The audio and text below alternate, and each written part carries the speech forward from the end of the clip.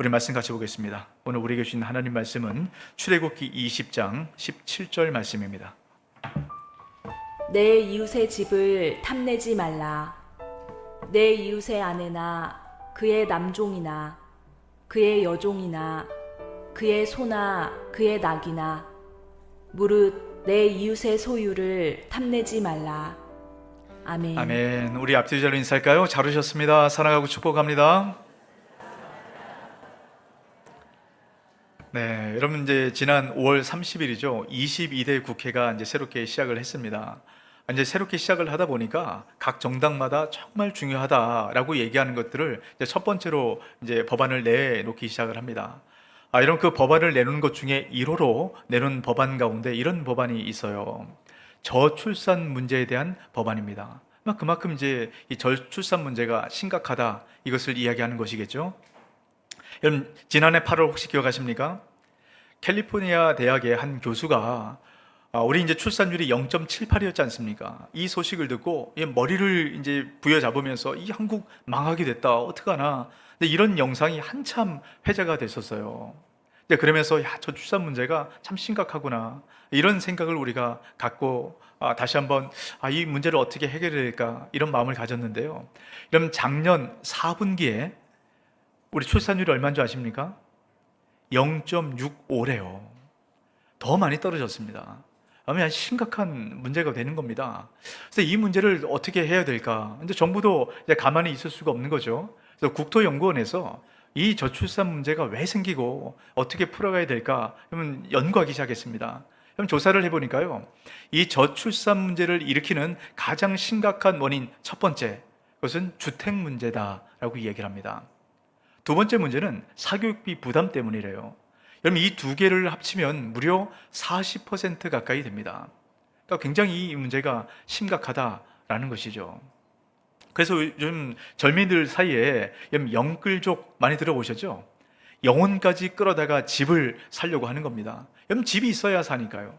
여러분 천정부지로 오르는 집값을 도저히 따라갈 수가 없는 겁니다. 그래서 어떻게든 이 영끌에서 이제 집을 사려고 하는데 이제 그러다 보니까 2차, 3차 후유증들이 계속 생기기 시작하는 거예요.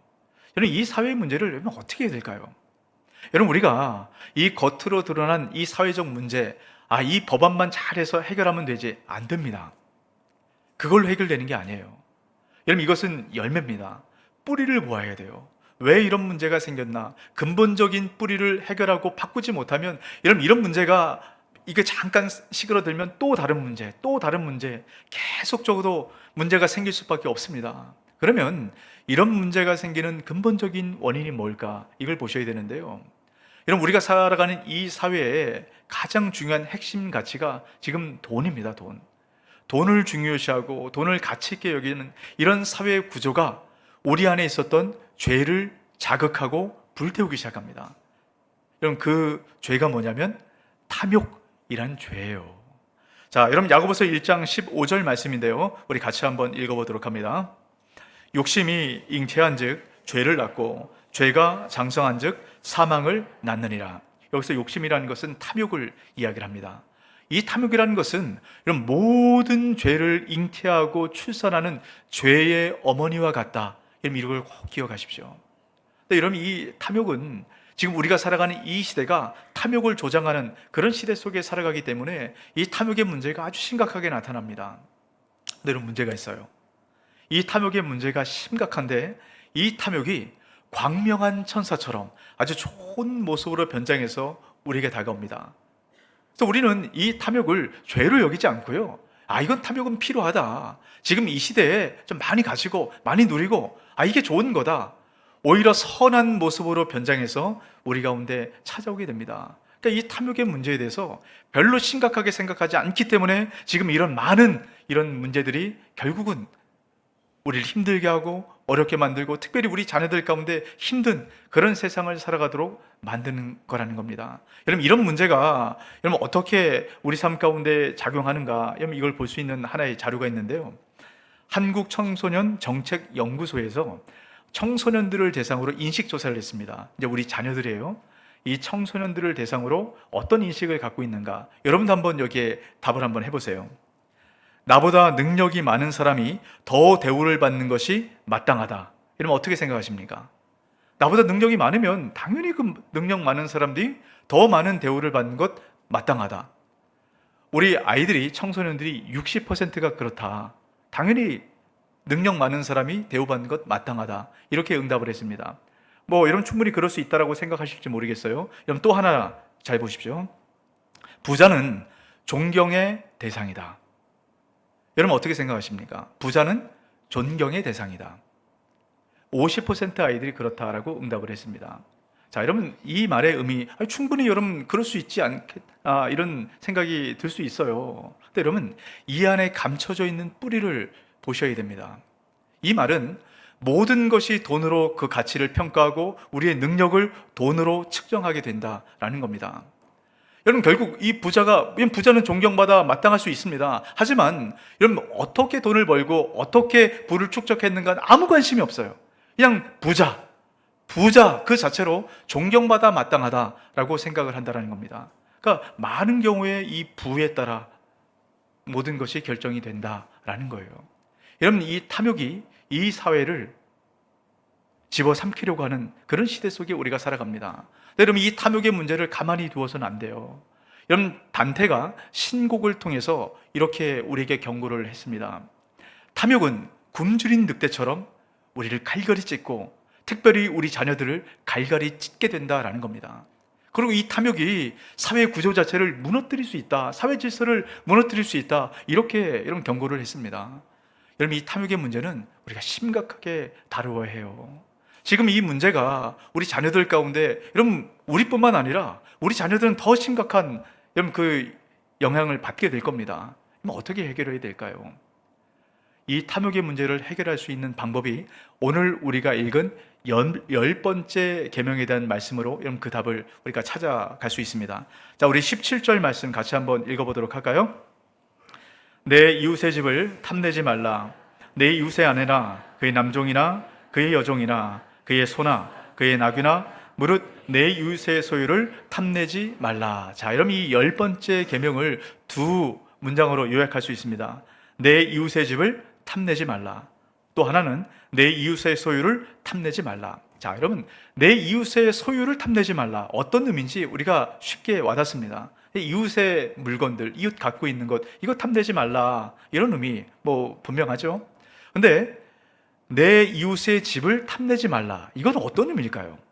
이웃의 집을 탐내지 말라. 자, 여러분 똑같이 10계명 말씀이 기록된 신명기 5장의 말씀에 보면 이 의미를 분명하게 얘기합니다. 내 이웃의 아내를 탐내지 말라라는 겁니다. 자, 여러분 우리가 10번째 계명을 보고 있는데요. 이 계명을 잘 보고 10계명 전체를 쭉 여러분 따라오신 분들은 이게 조금 이상하다라는 걸 느낄 거예요. 왜냐하면 앞에 나왔던 것을 지금 반복한다라는 느낌이 듭니다. 자, 여러분 내 이웃의 아내를 탐내지 말라. 자, 이것은 7번째 계명과 같습니다. 자, 14절에 보시면 7번째 계명을 이렇게 말씀하죠. 간음하지 말라. 이게 7번째 계명입니다. 그럼 이웃의 아내를 탐내는 것, 간음하지 말라 같은 얘기 아닙니까? 자, 그리고 내 이웃의 소유를 탐내지 말라. 자, 이것은 15절에 나오는 8번째 계명을 얘기합니다. 뭐라고 얘기하죠? 도둑질하지 말라. 여러분 앞에 이미 나온 얘기를 굳이 왜 지금 반복해서 이야기를 하고 있을까요? 자, 여러분 앞에 나왔던 그 계명들, 도둑질하지 말고 간음하지 말고, 이것은 사실은 열매에 해당이 됩니다. 이 10번째 계명은 그 뿌리를 얘기하는 거예요. 여러분 10번째 계명에서 여러분 주목해야 될 한 단어는 뭐냐면 탐내지 말라랍니다. 이 탐냄의 이 뿌리를 통해서 결국 열매를 맺는 것이 도둑질하는 것이고 간음하는 것이고 이런 열매를 맺게 되는 것이라는 겁니다. 자, 여러분 이것을 조금 더 확장해 볼 필요가 있어요.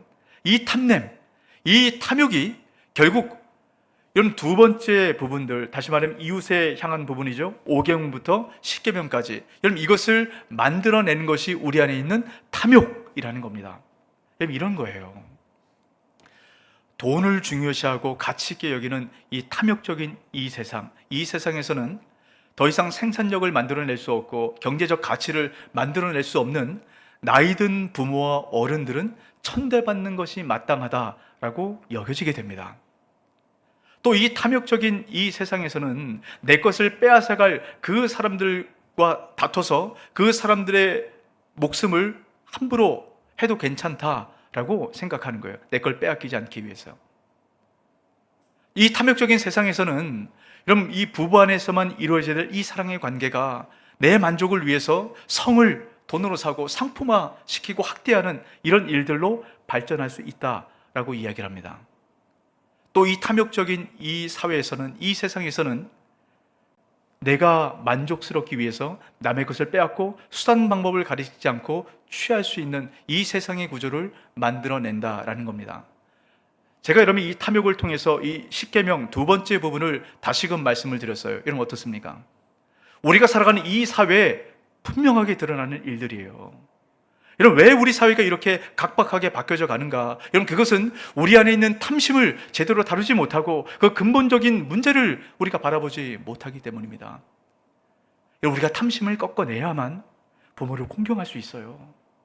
이 탐심을 꺾어내야만 살인하지 않고 간음하지 않고 도둑질하지 않고 이웃에 대해서 거짓 증거하지 않는 그런 삶을 살아갈 수 있습니다. 탐심을 다루어야 해요. 근데 여러분, 이 탐심이 굉장히 치명적입니다. 아주 교묘해요. 그 이유가 뭐냐면 다른 죄랑 다르기 때문입니다. 우리가 다른 죄를 지으면 죄를 지은 것을 우리가 알거든요. 그럼 예를 들어서 우리가 뭐 도둑질을 한다. 죄라는 거 다 압니다. 또 마음의 문제도 마찬가지예요. 우리가 누굴 미워한다, 시기한다. 아, 이거 잘못됐구나, 죄구나, 이걸 압니다. 근데 탐욕, 탐심만큼은 아무도 내가 탐심을 가졌다라고 생각하지 않는다라는 겁니다. 자, 여러분 질문 한 가지 해볼까요? 여러분 안에 탐욕이 있다라 그렇게 생각하십니까? 그런 분들 손 한번 들어보세요. 손 들기 그럼 발이라도 한번 들어보세요. 여러분, 우리 안에 탐욕이 있다라고 잘 생각하지 못합니다. 여러분, 왜 그런 줄 아십니까? 제가 지난주에도 잠깐 말씀을 드렸어요. 연봉 수천만 원 이제 버는 사람과 연봉 30억, 40억 버는 사람이 공통적으로 하는 말이 있다라고 말씀을 드렸어요. 기억나세요? 예, 뭡니까? 쓸 돈이 없다는 거예요, 쓸 돈이. 여러분, 우리가 생각하기에 30억, 40억 연봉으로 버는 사람이 왜 쓸 돈이 없습니까? 넘쳐나야 마땅한 거 아니겠어요? 근데 그 사람들은 그런 생각을 하는 거예요. 나 정도는 낭비하는 게 아니다. 나 정도는 내가 돈을 막 쓰고 돈을 많이 모으고 이런 게 아니다 라고 생각합니다. 왜 그러냐면 더 많은 부를 축적한 그런 사람들을 보고 저런 사람들이 돈이 많고 저런 사람들이 탐욕이 있고 그런 거지, 나는 전혀 탐욕과 상관없는 삶을 그렇게 살아간다 라고 생각을 하기 때문입니다. 요즘 세기의 이혼 소송이 여러분 계속 매스컴에 너무너무 보고 싶지 않아도 너무 많이 나타나고 있어요. 여러분 이혼 분할금이 1조 4천억 가까이 그렇게 이야기를 합니다. 상상이 안 되는 숫자 아닙니까? 조 단위예요, 조 단위. 여러분 연봉 30억, 40억 이렇게 받는 분들도 그런 사람에 비하면 나는 아무것도 아니다 라고 생각을 하는 겁니다. 제가 그분들에게 직접 물어보진 않았지만 몇 조씩 재산이 있는 분들도 아마 물어보면 난 쓸 돈이 없다, 돈이 부족하다 이렇게 얘기할지 몰라요. 이게 바로 탐욕의 특징입니다. 자, 탐욕의 특징을 우리 믿음의 선배들은 이렇게 이야기를 해요. 전도서 1장 7절 말씀인데요, 같이 한번 읽어볼까요? 모든 강물은 다 바다로 흐르되 바다를 채우지 못하며 강물은 어느 곳으로 흐르든지 그리로 연하여 흐르느니라. 자, 여러분 이 강물들이 다 바다로 결국 흘러가지 않습니까? 그런데 바다가 넘치는 거 본 적 있으세요? 그렇지 않거든요. 우리의 탐욕이 그렇다는 거예요. 계속 우리 안에 흘러 들어옵니다. 그래도 만족함이 없다라는 거예요. 욕망의 바다, 탐욕의 바다가 우리 안에 자리에 있습니다. 그러니까 끊임없이 조금만 더, 조금만 더. 여러분, 우리가 많은 문제가 생기는 이유가 조금만 더 이 탐욕의 문제 때문이거든요. 여러분 삶 가운데 만족하십니까? 나는 더 이상 돈 필요 없어 이렇게 생각하세요? 네, 그런 분들이 있으면 지난주에 이어서 필요 없는 거 다 저한테 갖다 주세요. 제가 잘 사용하겠습니다. 근데 우리는 늘 부족해요. 조금 더, 이거보다 조금 더 있으면 내가 더 잘 쓸 텐데. 이게 탐욕입니다. 탐욕은 절대로 만족하지 않아요. 늘 부족합니다. 늘 아쉬워요. 그러니까 조금만 더 이런 탐욕적인 삶을 살아가는 겁니다. 근데 우리가 살아가는 이 세상이 이 탐욕을 더 조장하는 거예요. 더 많은 것을 누리면 행복하다, 이렇게 우리를 속이거든요. 자, 그러면 어떤 분들이 이렇게까지 말씀을 드리면 이런 생각을 하실지 모르겠어요. 그럼 목사님, 우리 안에 뭔가 원하는 것, 내가 뭔가 바라는 것, 더 많이 가지려는 것, 이것은 잘못된 겁니까? 이렇게 해서는 안 되는 겁니까? 이렇게 물어보실지 모르겠어요. 그럼 불교처럼 무소유, 무소욕 이렇게 살아가는 것이 마땅한가라고 물어보실지 모르겠습니다. 여러분, 성경은 무소욕과 무소유를 말하지 않습니다. 성경은 어떻게 보면 많은 것을 가지고 또 많은 것을 베풀도록 말씀을 하세요. 근데 여러분, 이것이 하나님께서 우리를 창조하셨을 때의 창조적 본성입니다. 우린 좋고 예쁘고 사랑스러운 것이 있으면 갖고 싶어 해요. 하나님 주신 본성입니다. 근데 탐욕은 다른 얘기예요. 탐욕은 내가 필요한 것 이상으로 넘치게 자꾸 내가 가지려고 하는 것, 이게 탐욕입니다. 그래서 이 탐욕을 우리 본성이 병든 상태라고 이야기를 합니다. 이 탐욕이 뭔가를 여러분 이렇게 표현을 합니다. 디모데전서 6장 10절 말씀이네요. 돈을 사랑함이 일만하게 뿌리가 되나니 이것을 탐내는 자들은 미혹을 받아 믿음에서 떠나 많은 근심으로써 자기를 찔러도다. 자, 지금 이 말씀을 보면 돈이 문제라는 얘기입니까? 돈이 내 인생을, 내 믿음을 떨어뜨린다라고 지금 말씀하고 있는 겁니까? 아니요. 돈을 사랑함이. 여러분, 돈을 소유하는 것과 돈을 사랑하는 것은 다른 얘기입니다. 돈을 사랑한다는 것은 돈에 매여 살아가는 거예요. 돈이 내 인생의 주인이 되는 겁니다. 돈이 나의 든든한 의지가 되는 거예요. 자, 여러분, 제가 이렇게 말씀드렸을 때 10계명, 1계명을 말씀을 들었던 분들은 기억하실 겁니다. 우리가 뭔가 의지하는 대상, 뭔가 바라는 대상, 뭔가 따라가는 대상, 그 대상을 다른 신, 우상이라고 말씀을 드렸어요. 여러분, 이 탐심이 우상과 연결이 돼요. 자, 골로새서 3장 5절 말씀 같이 한번 읽습니다. 그러므로 땅에 있는 지체를 죽이라. 곧 음란과 부정과 사욕과 악한 정욕과 탐심이니 탐심은 우상 숭배니라. 자, 제가 서두에 그런 말씀 드렸습니다. 탐심이라는 것은 모든 죄를 잉태하고 만들어내고 출산하는 죄의 어머니와 같다라고 말씀을 드렸어요. 지금 그 얘기를 하는 겁니다. 근데 이 탐심이 우상 숭배와 연결이 된대요. 여러분, 이 우상 숭배의 말씀은 1계명 아닙니까? 1계명은 10계명과 함께 연결이 되어 있어요. 처음 시작하는 1계명과 10계명을 마치는 10번째 이 계명은 함께 아우러져서 전체의 계명을 둘러싸고 있다는 겁니다. 여러분, 우리가 왜 다른 신을 따라갑니까? 왜 다른 좋은 것을 우리가 숭배하고 섬깁니까? 여러분, 그것이 우리가 의지하는 대상이 되는 거예요. 이거 있으면 내가 행복하겠다라고 생각하는 겁니다. 그 다른 신, 그 우상이 겉으로 드러내고 우리 마음 가운데 담겨져 있는 그 모습을 탐심이라고 얘기하는 겁니다. 여러분, 제가 지금 돈에 대해서만 말씀을 드리는데, 여러분, 돈은 단순한 돈이 아닙니다. 돈이라는 것은 내가 가장 소중하게 생각하는 것을 대표로 드러내는 거예요.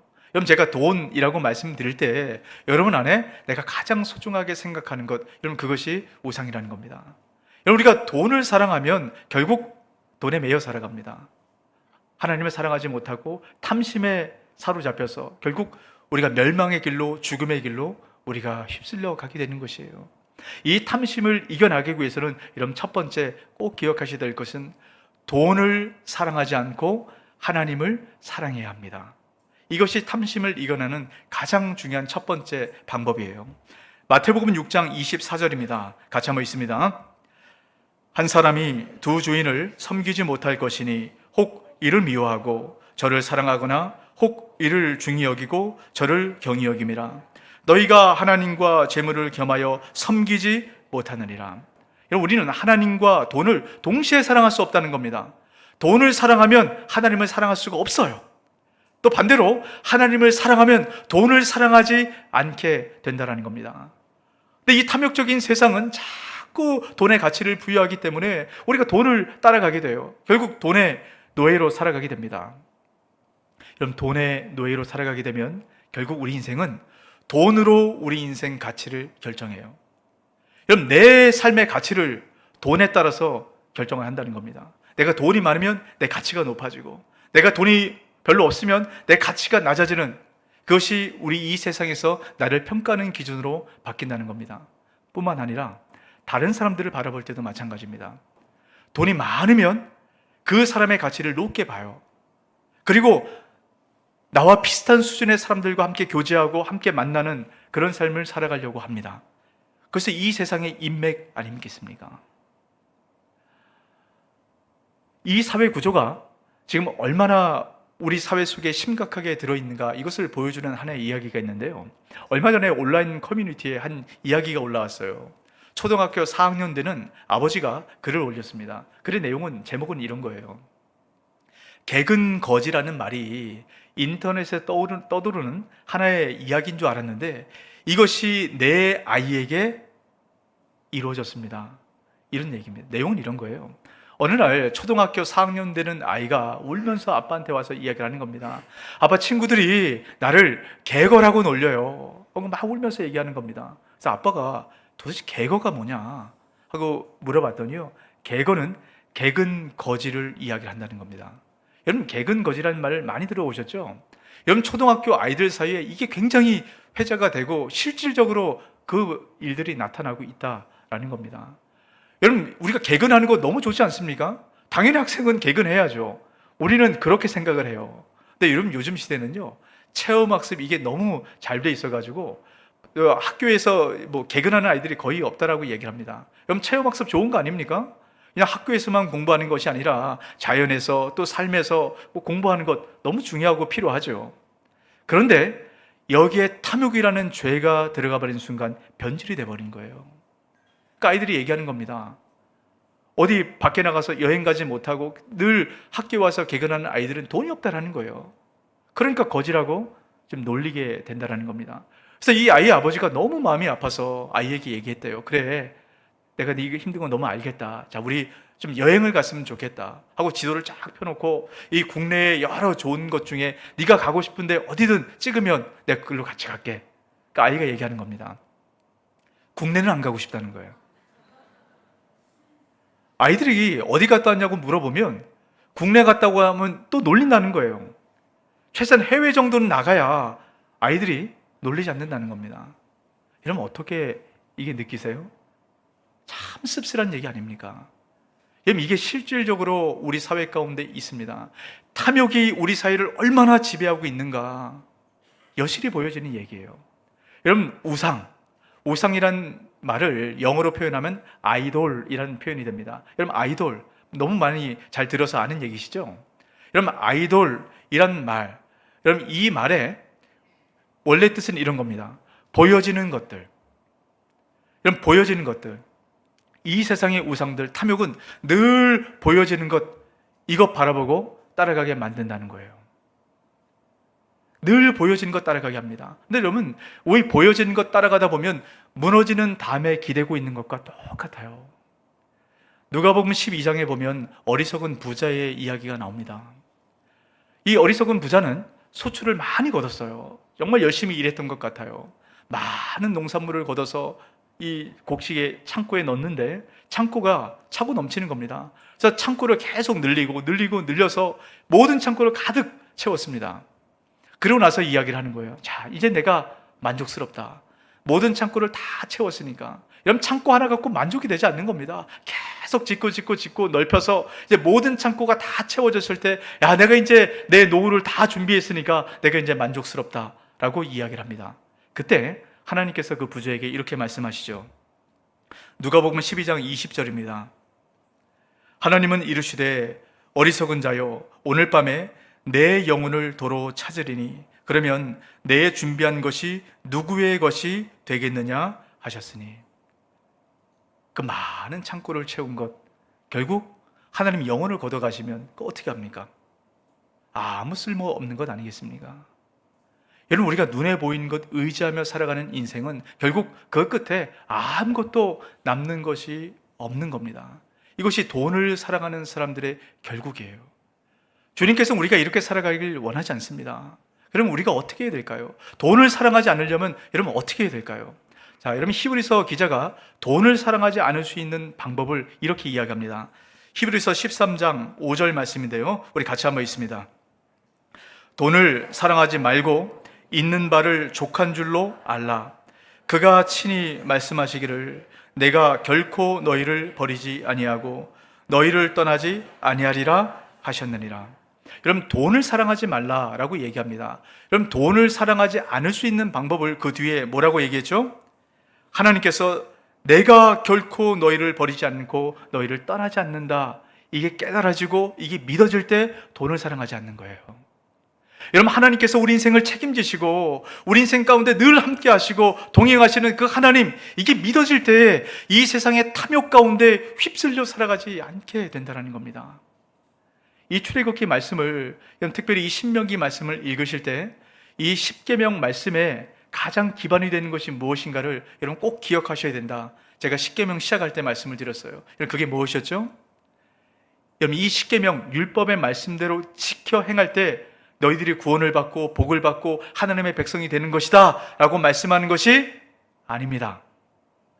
이미 하나님께 구원을 받고 이미 그 구원이 어떤 것인가 경험했던 이스라엘 백성들에게 이 말씀이 주어지는 거예요. 이미 하나님께서 그들을 구원하셨던 그 경험했던 사람들에게 하나님께서 이렇게 말씀을 하십니다. 출애굽기 19장 4절 말씀인데요, 내가 애굽 사람에게 어떻게 행하였음과 내가 어떻게 독수리 날개로 너희를 업어 내게로 인도하였음을 너희가 보았느니라. 지금 이스라엘 백성들이 애굽에서 나왔습니다. 종살이했던, 노예 생활했던 애굽에서 나왔어요. 그리고 시내산 앞에 서 있습니다. 이 과정 안에서 하나님께서 그들을 인도해 가셨어요. 근데 그들을 어떻게 인도하셨다고요? 독수리 날개로 없는 것처럼 하나님께서 꼭 붙들어 주셔서 그 과정을 통과하셨다라고 말씀합니다. 어떤 과정을 통과했습니까? 이스라엘 백성들이 광야에서 먹을 것이 하나도 없었습니다. 그때 하나님께서 하늘의 문을 여시고 만나를 쏟아붓듯이 그들에게 주셨어요. 마음껏 먹을 수 있도록. 또 마실 물이 없을 때 반석을 깨트리셔가지고 반석에서 물을 쏟아내셨습니다. 여러분, 이게 뭡니까? 하나님 걱정하지 말라는 거예요. 하나님의 백성들은 먹을 것 때문에, 마실 것 때문에, 입을 것 때문에 걱정할 필요가 없다라는 겁니다. 하나님께서 책임지신다라는 거예요. 또 그들이 그 광야를 통과할 때 하나님께서 마라의 쓴물을 달게 하시면서 여러분 뭐라고 말씀하셨습니까? 나는 질병을 치료하는 여호와니라. 우리의 모든 질병을 하나님께서 치료하신다라고 말씀을 합니다. 여러분, 그 하나님이 믿어지고 하나님이 의지가 될 때 우리가 질병 때문에, 우리 고통 때문에 더 이상 우리가 흔들리지 않는 그런 삶을 살아갈 수 있다라고 말씀합니다. 여러분, 이스라엘 백성들이 광야를 통과할 때 아말렉이라는 적군이 쳐들어와서 이스라엘 백성들을 공격했습니다. 그때 하나님께서 그들을 보호하셨어요. 하나님 말씀하는 겁니다. 너희들을 힘들게 하고 너희들 마음을 불편하게 하고 너희들을 괴롭히는 그 원수들 때문에 걱정하지 마라. 내가 너희들의 인생을 책임진다 라고 말씀을 합니다. 이것이 오늘 이 십계명 말씀을 통해서 탐내지 말라 라고 말씀하신 주님의 말씀이에요. 이 주님이 우리가 믿어지기 시작할 때 우리가 돈을 사랑하지 않고 돈에 쫓겨 살아가지 않고 탐심에 눌려 살아가지 않게 됩니다. 여러분, 우리 하나님이 어떤 분인가? 우리 하나님은 어떻게 우리 인생을 책임지시는가? 여러분, 다시 한번 기억하고 돌아보시고 그 주님 의지하며 살아가시는 저와 여러분 되시길 주 이름으로 축복합니다. 아멘. 그럴 때 이 탐심의 세상 속에서 우리가 탐심을 이겨나가고 탐심을 휩쓸리지 않습니다. 우리 자녀들에게 여러분 이걸 알려주셔야 돼요. 이걸 모르면 앞으로는 더 탐심이 이 세상을 강하게 휩쓸려 갈 겁니다. 하나님이 어떤 분인가를 알려줘야 돼요. 여러분, 두 번째 방법입니다. 탐심을 이겨나갈 수 있는 두 번째 방법은 자족하는 삶을 살아가는 겁니다. 어떤 삶이요? 자족하는 삶. 스스로 만족하고 감사하는 삶이 자족하는 삶이죠. 여러분, 우리 사회는 이전에 어떤 시대와 비교했을 때 가장 번영하고 가장 풍부하고 가장 많은 것을 누리는 그런 세상을 살아갑니다. 근데 가장 만족하지 못해요. 탐욕 때문이에요, 탐욕. 가장 많은 것을 갖고 있는데 가장 만족하지 못한대요. 끊임없이 채우라는 탐욕에 우리가 잠겨있기 때문입니다. 여러분, 초대 교보였던 크리스토스 토머스라는 사람이 이런 얘기를 했습니다. 진정한 부자는 많은 재물을 갖고 있는 것이 아니라 만족하는 사람이다. 또 반대로 가난한 사람은 재물이 없는 사람이 아니라 만족하지 못하는 사람이다. 그럼 우리가 너무 잘 아는 이야기예요. 충분히 우리가 이해하고 또 우리가 할 수 있을 법한 이야기입니다. 또 여러분 어떻습니까? 우리 그런 삶을 살아가나요? 늘 만족스럽지 못한 우리 주어진 삶을 자족하고 만족하고 살아가지 못합니다. 그럼 왜 그럴까요? 자, 사도 바울을 통해서 우리가 그 답을 찾아볼 텐데요. 빌립보서 4장 11절에서 12절에 이렇게 이야기를 합니다. 내가 궁핍함으로 말하는 것이 아니니라. 어떠한 형편이든지 나는 자족하기를 배웠노니 나는 비천에 처할 줄도 알고 풍부에 처할 줄도 알아. 모든 일 곧 배부름과 배고픔과 풍부와 궁핍에도 처할 줄 아는 일체의 비결을 배웠노라.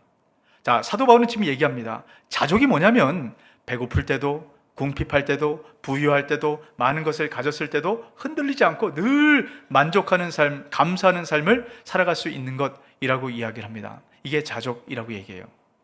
근데 우리가 이 자족을 때론 오해할 때가 있습니다. 이 자족을 야, 내가 지금 가진 것이 없지, 내가 지금 배고프지, 그래도 괜찮아, 이겨나가야지, 야, 있는 것에 만족하며 살아가야지, 이것을 성경에서 말하는 자족으로 생각해요. 여러분, 이것은 성경에서 말하는 자족이 아닙니다. 여러분 생각해 보세요. 내가 예수 믿고 살아갑니다. 근데 늘 배고프고 늘 궁핍해요. 여러분 주님께 주님 감사합니다. 내게 배고프게 해주셔서 감사하고 궁핍한 삶을 살게 해주셔서 감사합니다. 여러분 그럴 수 있으세요? 다 그럴 수 있으신가 봐요. 저는 그러고 싶지 않아요. 여러분 그렇다면 왜 궁핍하고 왜 배고프고 왜 가진 것이 없는데 여러분 감사하는 삶, 만족하는 삶, 여러분 그 삶을 살 수 있다라고 사도 바울이 고백했는지 아십니까? 이 세상의 그 어떤 것보다 비교할 수 없는 좋은 것을 이미 사도 바울은 갖고 있었기 때문이에요. 그래서 자족할 수 있다라고 이야기를 하는 겁니다. 자, 빌립보서 3장 7절에서 8절 말씀 같이 한번 있습니다. 그러나 무엇이든지 내게 유익하던 것을 내가 그리스도를 위하여 다 해로 여길 뿐더러 또한 모든 것을 해로 여김은 내 주 그리스도 예수를 아는 지식이 가장 고상하기 때문이라. 여러분 사도 바울은 이 세상에 많은 누리고 있었던 이 모든 것을 해로 여긴다, 나에게 손해가 되고 불편한 것이다 라고 이야기합니다. 왜 그렇습니까? 가장 좋은 예수 그리스도를 소유했기 때문이에요. 예수 그리스도를 소유하면 이 세상에 그 어떤 것도 기쁘지 않습니다. 이 세상에 어떤 걸 가진다 해도 만족스럽지 않아요. 이미 가장 좋은 것을 갖고 있기 때문이에요. 여러분 예수로만 충분하십니까? 여러분 예수로만 만족하시고 예수님 한 분만 계시면 됩니다 라고 여러분 그렇게 고백이 되세요? 우리 1부 때는 엄청 크게 아멘 하시던데요. 그 고백이 잘 안 되시죠? 왜냐하면 예수 믿고 예수로 만족합니다, 우리가 이걸 다 압니다. 근데 예수님도 믿지만 돈도 좀 있었으면 좋겠고, 예수님만으로 충분하지만 건강도 좀 더 했었으면 좋겠고, 예수님만으로 충분하지만 자녀들이 더 잘 됐으면 좋겠고, 이게 다 우리의 마음 아니겠습니까? 여러분 이것은 예수 그리스도가 어떤 분인지 모르기 때문에 우리는 그런 생각이 드는 거예요. 여러분 예수님이 어떤 분인지 알 때 이 세상의 그 모든 것들이 아무것도 아니고 그것을 깨달아 알 때 자족하는 삶을 살아갈 수 있게 됩니다. 여러분 예수님이 어떤 분인지를 기억하세요. 여러분 예수로 만족하는 삶, 예수로 모든 것이 충만한 삶, 이런 삶을 살아가는 저와 여러분 되시길 주의 이름으로 축복합니다. 혹시나 우리 안에 그런 예수로 만족하지 못하는 그런 마음이 있다면 여러분 예수님이, 하나님이 어떤 분인지를 늘 기억하시고 그 하나님을 바라보십시오. 그럴 때 우리 안에 그 하나님으로 충분하구나, 그런 마음이 생겨지게 됩니다. 우리가 오늘 함께 이 말씀을 기억하며 찬양하며 여러분 기도할 텐데요, 여러분 이 찬양의 가사를 여러분 좀 잘 기억하셨으면 좋겠어요. 여러분 우리가 살아가는 이 세상의 삶을 보면 모든 것이 다 마르는 것 같습니다. 광야 같아요, 사막 같아요. 그런데 하나님께서는 그 마른 땅을 푸른 풀밭으로 만들어갈 비를 준비하시는 하나님이십니다. 여러분 그 하나님을 기억할 때 우리가 이 세상의 탐욕에 따라가지 않고 자족하는 그런 삶을 살아가게 됩니다. 우리 함께 찬양할 때 여러분 이 가사를 기억하시고 여러분 하나님이 어떤 분인지를 여러분 마음 가운데 깊이 새기시길 바랍니다.